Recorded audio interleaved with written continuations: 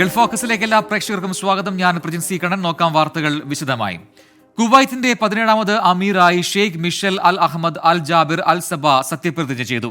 ഷെയ്ഖ് നവാഫിന്റെ മരണത്തെ തുടർന്നാണ് കിരീടാവകാശിയായിരുന്ന ഷെയ്ഖ് മിഷൽ സ്ഥാനമേറ്റത്. കുവൈറ്റിന്റെ 17ാമത് അമീറായി ഷെയ്ഖ് മിഷാൽ അൽ അഹമ്മദ് അൽ ജാബിർ അൽ സബാഹ് സത്യപ്രതിജ്ഞ ചെയ്തു. പ്രാദേശിക സമയം കാലത്തു 10 മണിക്ക് ദേശീയ അസംബ്ലിയിൽ എത്തിയാണ് അദ്ദേഹം സത്യപ്രതിജ്ഞ ചെയ്ത് അധികാരമേറ്റത്. അമീർ ഷെയ്ഖ് നവാഫിന്റെ നിര്യാണത്തെ തുടർന്നാണ് കിരീടാവകാശിയായിരുന്ന ഷെയ്ഖ് മിഷാൽ അൽ സബാഹിനെ ഭരണഘടനാ പ്രകാരം തെരഞ്ഞെടുത്തിട്ടുള്ളത്. 1921 മുതൽ 1950 വരെ കുവൈറ്റിന്റെ അമീറായിരുന്ന ഷെയ്ഖ് അഹമ്മദ് അൽ ജാബിർ അൽ സബാഹിന്റെ 7ാമത്തെ പുത്രനാണ് ഷെയ്ഖ് മിഷാൽ.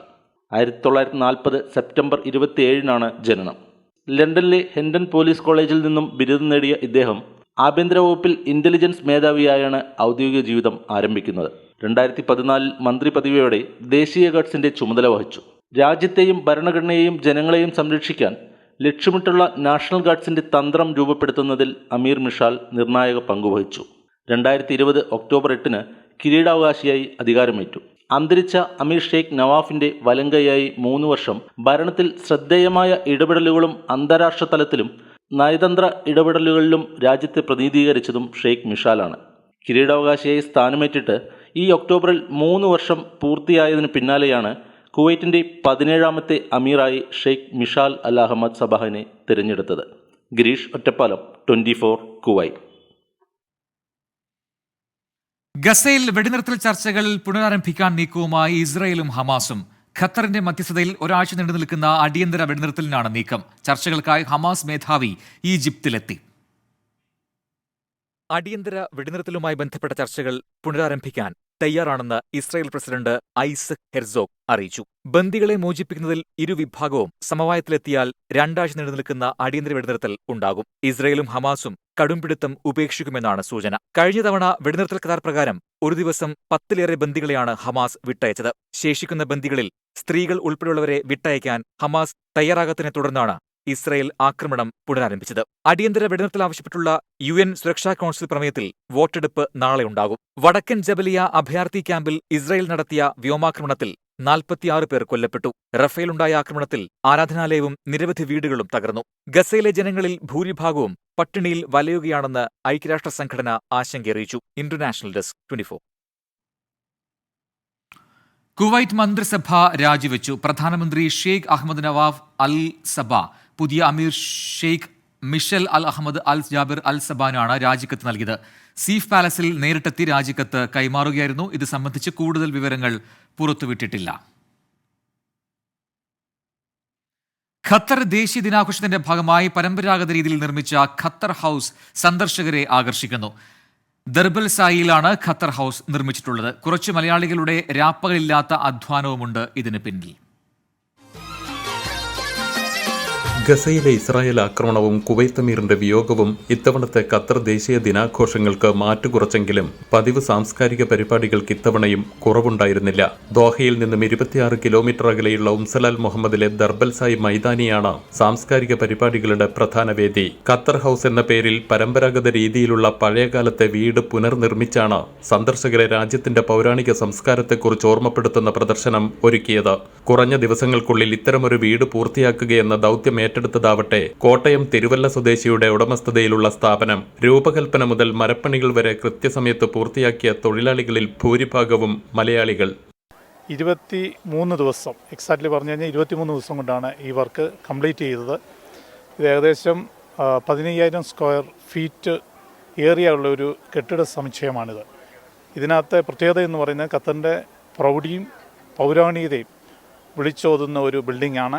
ഇതിൽ കടന്നു വരുന്ന പഴയ ആൾക്കാർ നിറകണ്ണോടുകൂടി ഇറങ്ങിപ്പോകുന്നത് ഞങ്ങൾ കഴിഞ്ഞ ദിവസം കാണുവാനിടയായി തീർന്നു. തങ്ങൾ പ്രതീക്ഷിച്ചതിലും ഭംഗിയായും കൃത്യതയോടെയും നിർമ്മാണം പൂർത്തിയാക്കിയ സ്ഥാപനത്തിനും ജോലി ചെയ്ത മലയാളികൾക്കും എത്ര നന്ദി പറഞ്ഞാലും മതിയാവില്ലെന്ന് ഖത്തർ ഹൗസിന്റെ ചുമതലയുള്ള അബ്ദുല്ല അൽഗാനവും സാക്ഷ്യപ്പെടുത്തുന്നു. ദേശീയ ദിനവുമായി ബന്ധപ്പെട്ട ഒട്ടുമിക്ക പരിപാടികളും ഇന്നലെയോടെ അവസാനിച്ചെങ്കിലും ദർബൽസായിയും ഖത്തർ ഹൗസിലെ സാംസ്കാരിക പൈതൃകവും അനുഭവിച്ചറിയാൻ അടുത്ത ഞായറാഴ്ച വരെ സന്ദർശകർക്ക് അവസരമുണ്ട്. ഖത്തർ ദേശീയ ദിനാഘോഷം നടക്കുന്ന ദർബൽസായി മൈതാനിയിൽ നിന്നും Anwar Paleri, 24 news, Doha.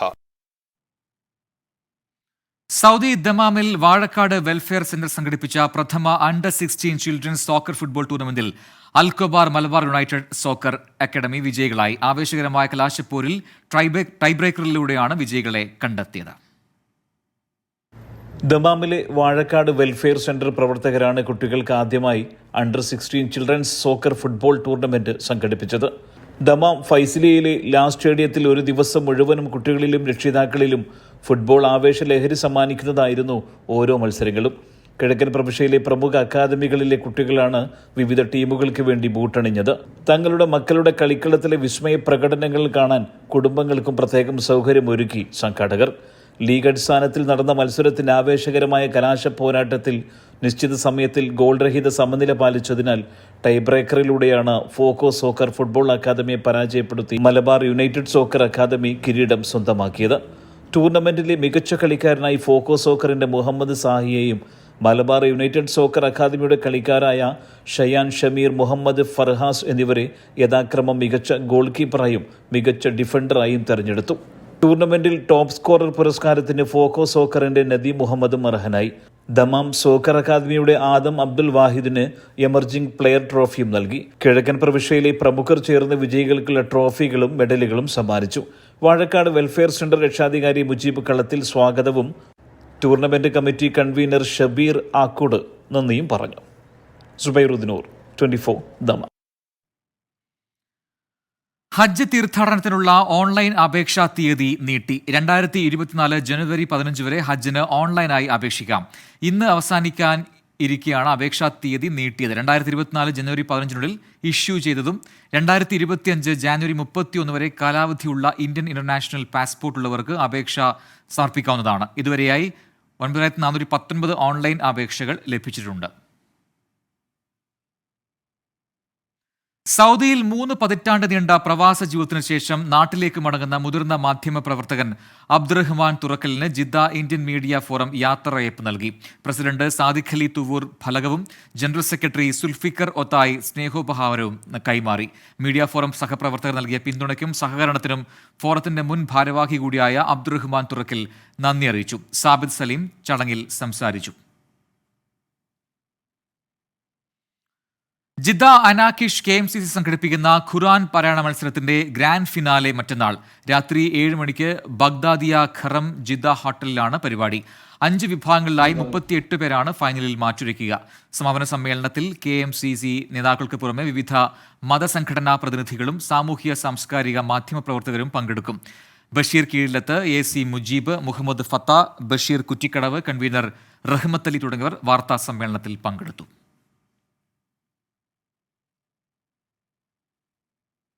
Saudi retail ഫോറത്തിന്റെ ഇരട്ട പുരസ്കാരങ്ങളുടെ നിറവിൽ ലുലു ഗ്രൂപ്പ് റീറ്റെയിൽ രംഗത്തെ മികച്ച സേവനത്തിനാണ് അംഗീകാരം. സിനോമി ഉൾപ്പെടെ 4 പ്രമുഖ കമ്പനികളുമായി ലുലു ഗ്രൂപ്പ് കരാർ ഒപ്പുവച്ചു. സൗദിയിൽ 100 ഹൈപ്പർ മാർക്കറ്റ് എന്ന ലക്ഷ്യത്തിലേക്ക് ഗ്രൂപ്പ് ഉടൻ എത്തുമെന്ന് ലുലു സൗദി ഡയറക്ടർ ഷഹീം മുഹമ്മദ് പറഞ്ഞു. സൗദി റീറ്റെയിൽ ഫോറത്തിന്റെ പോയ വർഷത്തെ ഏറ്റവും മികച്ച റീറ്റെയിൽ സ്ഥാപനം എന്ന അംഗീകാരവും മികച്ച റെസ്പോൺസിബിൾ റീറ്റെയിലർ എന്ന ബഹുമതിയുമാണ് ലുലു ഗ്രൂപ്പിന് ലഭിച്ചത്. കാലോചിതമായ മാറ്റങ്ങൾക്കനുസൃതമായി ഫുഡ് ആൻഡ് ഗ്രോസറി രംഗത്തെ ആധുനികവൽക്കരിക്കുന്നതും സ്റ്റാഫ് പരിശീലനവും സ്വദേശിവൽക്കരണവും ESG ബ്ലൂ പ്രിന്റുമെല്ലാം കണക്കിലെടുത്താണ് ഈ അംഗീകാരങ്ങൾ ലുലുവിനെ തേടിയെത്തിയത്. സൗദിയിൽ 100 ശാഖകൾ എന്ന MA യൂസുഫ് അലിയുടെ പ്രഖ്യാപനം അതിവേഗം ലക്ഷ്യം കാണുമെന്ന് റിയാദിൽ റീറ്റെയിൽ ഫോറത്തിൽ സംസാരിച്ച ലുലു സൗദി ഡയറക്ടർ ഷഹീം മുഹമ്മദ് പറഞ്ഞു. വനിതകൾ മാത്രം മാനേജ് ചെയ്യുന്ന ലുലുവിന്റെ ശാഖ മികച്ച രീതിയിൽ പെർഫോം ചെയ്യുന്നുണ്ട്. ജനങ്ങളുമായി അടുത്തിടപഴകാനുള്ള ഏറ്റവും മികച്ച മേഖലയാണ് റീറ്റെയിൽ എന്നും ഷഹീം മുഹമ്മദ് പറഞ്ഞു. Our shop in Saudi Arabia is managed by girls shows that is one of the most performing shop for us in Saudi Arabia. I think my chairman says retail business is all about people. You can manage people, you can understand people, you are empathetic to them, you can easily manage retail. This is what we think about retail. And retail is the largest employer after government. നിക്ഷേപ മേഖലയിലെ പങ്കാളിത്തവുമായി ബന്ധപ്പെട്ട് 4 പ്രമുഖ സ്ഥാപനങ്ങളുമായി Lulu group കരാർ ഒപ്പുവച്ചു. Cenomi centre, Fahad Al Muqbel group, building base company, play cinema എന്നിവയാണ് 4 കമ്പനികൾ. Jaleel Kanamangalam, 24 Jeddah. Youth Congress secretariat മാർച്ചിലെ സംഘർഷവുമായി ബന്ധപ്പെട്ട കേസിൽ പ്രതിപക്ഷ നേതാവ് VD സതീശൻ 1ാം പ്രതി. പൊതുമുതൽ നശിപ്പിച്ചതെന്നത് ഉൾപ്പെടെ ജാമ്യമില്ലാ വകുപ്പുകൾ പ്രകാരമാണ് പോലീസ് കേസെടുത്തത്. MLA-മാരായ Shafi Parambil, M. Vincent, youth Congress സംസ്ഥാന അധ്യക്ഷൻ രാഹുൽ മാങ്കൂട്ടത്തിൽ എന്നിവരും പ്രതികളാണ്. പിടിയിലായ യൂത്ത് കോൺഗ്രസ് പ്രവർത്തകർ AR ക്യാമ്പിൽ നിന്ന് ചാടിപ്പോയതിനടക്കം പോലീസ് 5 കേസുകൾ രജിസ്റ്റർ ചെയ്തിട്ടുണ്ട്. പേടിച്ചുപോയെന്ന് മുഖ്യമന്ത്രിയോട് പറഞ്ഞേക്കണം എന്നാണ് കേസെടുത്തതിനോട് പ്രതിപക്ഷ നേതാവിന്റെ പ്രതികരണം. ഫേസ്ബുക്കിലാണ് VD സതീശൻ പോസ്റ്റിട്ടത്. യൂത്ത് കോൺഗ്രസ് KSU പ്രവർത്തകരെ പോലീസ് മർദ്ദിച്ചതിൽ പ്രതിഷേധിച്ച് കോൺഗ്രസ് സംസ്ഥാന വ്യാപകമായി നടത്തിയ പോലീസ് സ്റ്റേഷൻ മാർച്ചിൽ സംഘർഷം. കൊച്ചിയിൽ പ്രവർത്തകരും പോലീസും നിരവധി തവണ നേർക്കുനേരെത്തി. കോഴിക്കോട്ടും തൃശൂരിലും മാർച്ചിൽ സംഘർഷമുണ്ടായി.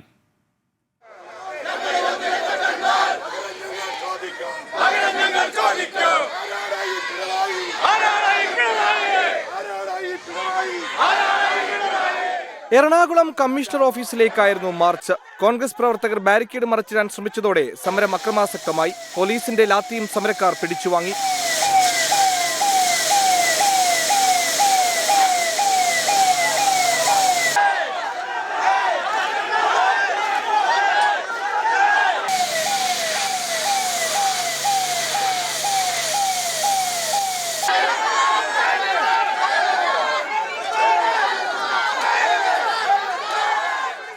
കോഴിക്കോട് കൊയിലാണ്ടി സ്റ്റേഷനിലേക്ക് നടത്തിയ മാർച്ചിലായിരുന്നു സംഘർഷം. പോലീസും പ്രവർത്തകരും തമ്മിൽ ഏറെ നേരം ഉന്തും തള്ളുമുണ്ടായി.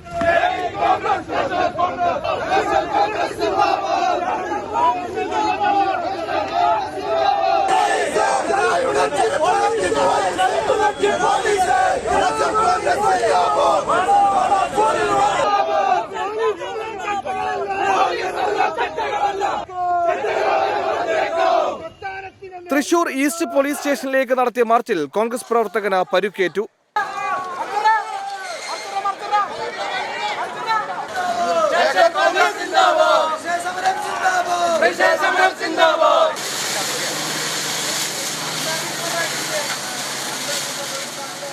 കേരളത്തിലെ ആക്രമണങ്ങൾക്ക് നേതൃത്വം കൊടുക്കുന്നത് മുഖ്യമന്ത്രിയെന്ന് മുൻ പ്രതിപക്ഷ നേതാവ് രമേശ് ചെന്നിത്തല ആരോപിച്ചു. നിങ്ങളെ നയിക്കേണ്ടത് IPCയും CRPCയുമാണ്. നിങ്ങളെ നയിക്കേണ്ടത് ദാസ് ക്യാപിറ്റൽ അല്ല.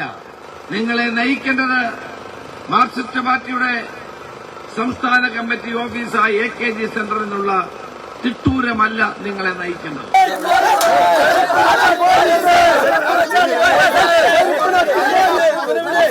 കോട്ടയം, വയനാട് ജില്ലകളിലെ പോലീസ് സ്റ്റേഷൻ മാർച്ചും സംഘർഷഭരിതമായിരുന്നു.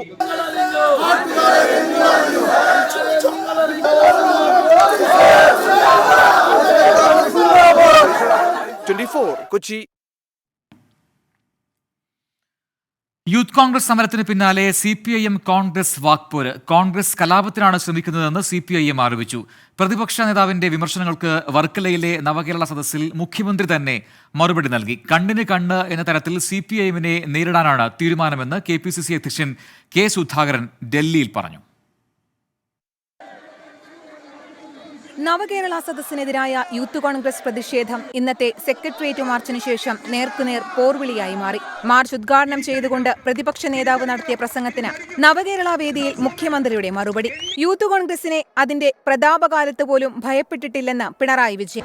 പലതവണയല്ലേ അടിക്കണം അടിക്കണം അടിക്കണം എന്ന് പറഞ്ഞുകൊണ്ടിരിക്കുന്നു.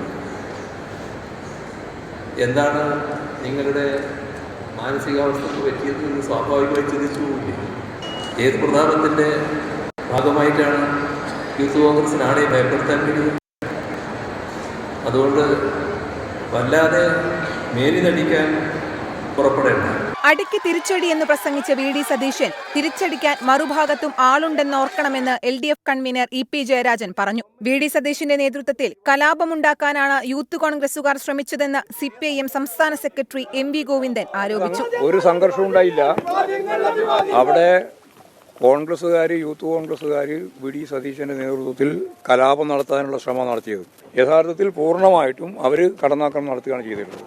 കണ്ണിന് കണ്ണ് എന്ന തരത്തിൽ CPIMനെ നേരിടാനാണ് തീരുമാനമെന്ന് പ്രഖ്യാപിച്ച KPCC അധ്യക്ഷൻ K. സുധാകരൻ പോലീസിനെതിരെയും രൂക്ഷ വിമർശനങ്ങളാണ് ഉന്നയിച്ചത്. പോലീസ് CPIMന്റെ ഗുണ്ടകളായി മാറി. നീതിബോധം നഷ്ടപ്പെട്ടു. DGPയുടെ ഓഫീസിലേക്ക് പ്രതിഷേധ മാർച്ച് നടത്തുമെന്നും K. സുധാകരൻ. CPMന്റെ ഭൃത്യന്മാരെ പോലെയാണ് പോലീസ്. പോലീസിന് ന്യായമില്ല, നീതിയില്ല. നീതിബോധമില്ല. CPMന്റെ ഗുണ്ടാ സംഘമായി കേരളത്തിലെ പോലീസിലെ വലിയൊരു വിഭാഗം ഉദ്യോഗസ്ഥന്മാർ മാറിയിരിക്കുന്നു. അതിന്റെ പോരായ്മയാണ് ഈ കാണുന്ന എല്ലാ പ്രശ്നങ്ങൾക്കും കാരണം. അടിക്ക് തിരിച്ചടി എന്ന പ്രതിപക്ഷ നേതാവിന്റെ പ്രസ്താവന വൈകാരിക പ്രതികരണമാണെന്ന് പറഞ്ഞ രമേശ് ചെന്നിത്തല സമരം ചെയ്തവരെ പോലീസ് ഭീകരമായി മർദ്ദിച്ചെന്ന ആരോപണം ആവർത്തിച്ചു. News desk 24. Malayali long jump താരം M. ശ്രീശങ്കർ, മുഹമ്മദ് ഷമി എന്നിവർ ഉൾപ്പെടെ 26 കായിക താരങ്ങൾക്ക് അർജുന അവാർഡ്. രാജ്യത്തെ പരമോന്നത കായിക ബഹുമതിയായ ഖേൽരത്ന പുരസ്കാരം ബാഡ്മിന്റൺ താരങ്ങളായ ചിരാഗ് ഷെട്ടിക്കും സാത്വിക് സാരാജിനും സമ്മാനിക്കും. ദ്രോണാചാര്യ പുരസ്കാരത്തിന് കബഡി ദേശീയ ടീം പരിശീലകൻ E. ഭാസ്കരൻ അർഹനായി. അവാർഡ് ലഭിച്ചതിൽ അതിരട്ട സന്തോഷമുണ്ടെന്ന് M. ശ്രീശങ്കറിന്റെ മാതാപിതാക്കൾ 24നോട് പ്രതികരിച്ചു.